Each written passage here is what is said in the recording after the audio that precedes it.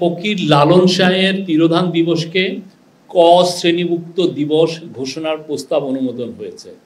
গুমকে সংজ্ঞায়ন সহ চলমান অপরাধ হিসেবে বিবেচনা করে মৃত্যুদণ্ড সহ কঠোর শাস্তির বিধান রাখা হয়েছে। চিলাহাটি, দৌলতগঞ্জ, তেগামুখ স্থলবন্দর, এই তিনটা বন্ধ এটা শাটডাউন হয়ে যাবে। আর একটার বাল্লা স্থলবন্দরের অপারেশনাল কাজকর্ম আপাতত স্থগিত রাখা হয়েছে। এবং মিটিংয়ে অনেকগুলো গুরুত্বপূর্ণ ডিসিশন এসছে। প্রথমটা হচ্ছে আজকে গুম প্রতিরোধ ও প্রতিকার ও সুরক্ষা অধ্যাদেশ, এটার একটি নীতিগত এটা অনুমোদন পেয়েছে, চূড়ান্ত অনুমোদন এখনো পায়নি। এটা আরও কিছু এটার উপর ডিসকাশন আছে, সেটার ডিসকাশনের পরে এটা ফাইনাল ড্রাফটটা পেশ করা হবে এবং ক্যাবিনেট আবার এটা নিয়ে কথা বলবেন, দেন এটাকে চূড়ান্ত অনুমোদন হবে। আপনারা জানেন 30 তারিখে বাংলাদেশের পুরো বিশ্বেই গুম প্রতিরোধ, গুম প্রতিকার নিয়ে সারা বিশ্বে একটা ইন্টারন্যাশনাল ডে পালন করেন। তো আমাদের গভর্নমেন্টের এটা একটা অনেক দিন ধরে আমরা এটা নিয়ে কাজ করছি, এই গভর্নমেন্ট, যে বাংলাদেশে যাতে আর কোনো দিন কোনোভাবে গুম যাতে না হয় এবং গুমকে যারা করবে এবং তাতে কীভাবে প্রতিকার করা যায় এবং প্রতিরোধ করা যায় এবং গুম আক্রান্ত যারা আক্রান্ত হবেন এবং তাদের পরিবারকে কীভাবে সুরক্ষা দেওয়া যায় সে বিষয়ে একটা আইন নিয়ে অনেকদিন ধরে কাজ হচ্ছে। এটার আজকে একটা ড্রাফট এসেছিল, এটা নিয়ে অনেক বড় ডিসকাশন হয়েছে। দ্বিতীয় হচ্ছে 3টি স্থলবন্দর বন্ধ ঘোষণা করা হয়েছে। 3টি স্থলবন্দর বন্ধ ঘোষণা এবং একটি স্থলবন্দরের অপারেশন কার্যক্রম স্থগিত রাখার প্রস্তাব অনুমোদিত হয়েছে। এই 3টি স্থলবন্দর হচ্ছে চিলাহাটি, দৌলতগঞ্জ, তেগামুখ স্থলবন্দর, এই 3টা বন্ধ এটা শাটডাউন হয়ে যাবে। আর একটার বাল্লা স্থলবন্দরের অপারেশনাল কাজকর্ম আপাতত স্থগিত রাখা হয়েছে, এই বিষয়ে ডিসিশন এসছে। তো এই 4টা বন্ধ হবে। এটা নিয়ে একটা ক্যাবিনেট কমিটি এটা কাজ করেছিলেন, এটা নিয়ে কেননা অনেকগুলো স্থলবন্দর আছে, অনেকগুলোর কোনো কাজ হয় না, কোনো ইনফ্রাস্ট্রাকচারও নাই, এবং সেটা এই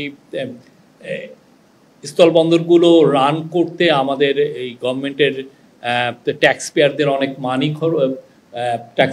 ট্যাক্স পেয়ার্সের মানি খরচ হয়। তো সেই জন্য আর কি এই ডিসিশনটা এসছে যে যেগুলো আসলে কোনো কাজই হচ্ছে না, অথচ সেখানে দেখা যাচ্ছে যে আমাদের অনেক অফিসিয়ালকে পোস্টিং দিতে হয়, সেখানে কিছু খরচ হয়।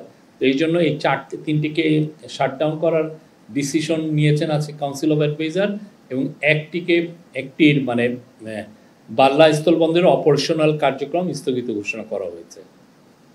আরও 4টি আছে, তো এটা নিয়ে পরবর্তীতে আরও আলোচনা হবে। আজকে আরেকটা বড় ডিসিশন ছিল যে ফকির লালন শাহের তিরোধান দিবসকে ক শ্রেণীভুক্ত দিবস ঘোষণার প্রস্তাব অনুমোদন হয়েছে। আপনি জানেন ফকির লালন শাহ আমাদের কালচারাল আইকন। তার তিরোধানের দিনে আমাদের যারা লালন সঙ্গীত বা বাউল সমাজ আছেন তারা এটাকে সারা বাংলাদেশে তারা এটাকে সেলিব্রেট করেন। এবং আপনি জানেন লালন একজন ফিলোসোফার ছিলেন, তার গান আমাদের সবাইকে অনেক মানে যুগের পর যুগ আমাদেরকে ইন্সপায়ার করেছে। বাংলাদেশের মানুষের সংস্কৃতির সাথে প্রতিটা গ্রামের সংস্কৃতি লালনের একটা অবিচ্ছেদ্য অংশ আছে। লালন তিরোধান দিবস জাতীয়ভাবে ক শ্রেণীভুক্ত দিবস হিসেবে স্বীকৃতি পেলে বিশ্ববিদ্যালয়, গবেষণা প্রতিষ্ঠান ও সাংস্কৃতিক সংগঠনসমূহে লালন চর্চা ও গবেষণা আরও বৃদ্ধি পাবে বলে সংস্কৃতি বিষয়ক মন্ত্রণালয় বিশ্বাস করে। এটা আজকের যে ক্যাবিনেটে এটা উত্থাপন হয়েছে। একই সঙ্গে এই সিদ্ধান্ত বাংলাদেশকে গ্লোবাল কালচারাল এরেনায় তার সেরা সম্পদগুলোকে সবাইকে মেলে ধরার একটা সুযোগ তৈরি হচ্ছে, এবং এটা মানে পুরো জাতীয়ভাবে এটা একটা সেলিব্রেটের একটা এখন থেকে এটা হওয়ার একটা সুযোগ তৈরি হলো। গুম সংক্রান্ত বিষয়ে একটু বলছি। জাতিসংঘের আপনি জানেন জাতিসংঘের সাধারণ পরিষদ গৃহীত international convention for the protection of all persons from enforce ডিসঅ্যাপিয়ারেন্সে বাংলাদেশ 2024 সালের 29শে আগস্ট অংশীদার হয়। উক্ত কনভেনশনের আলোকে এবং সংবিধানের সংরক্ষিত জীবন ও ব্যক্তির স্বাধীনতার অধিকার কার্যকর করার উদ্দেশ্যে গুম প্রতিরোধ, প্রতিকার ও সুরক্ষা অধ্যাদেশ 2025 প্রণয়ন করা সমীচীন।